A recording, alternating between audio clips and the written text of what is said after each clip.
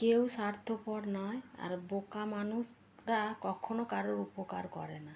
ঠিক আছে, উপকার যদি করতো তাহলে এত গণ্ডগোল হতো না। ঠিক আছে, আগে নিজের ঘর শাসন করুন, তারপর পর শাসন করবেন।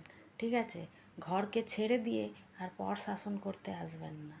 ঠিক আছে, আপনারা পরকে শাসন করেন বলেই এত গণ্ডগোলগুলো হয়। ঠিক আছে, আপনারা কিছু বুঝতেই চান না, বুঝেছেন তো? আপনারা কোনো বুঝতেই চান না, মানে মস্তানগিরি দেখাবেন সব জায়গায়।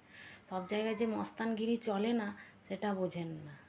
ঠিক আছে, আগে ঘর শাসন করুন, তারপর পর শাসন করতে আসবেন। ঠিক আছে, পরকে শাসন করতে গেলে তো ভুগতে হবেই, তাই না?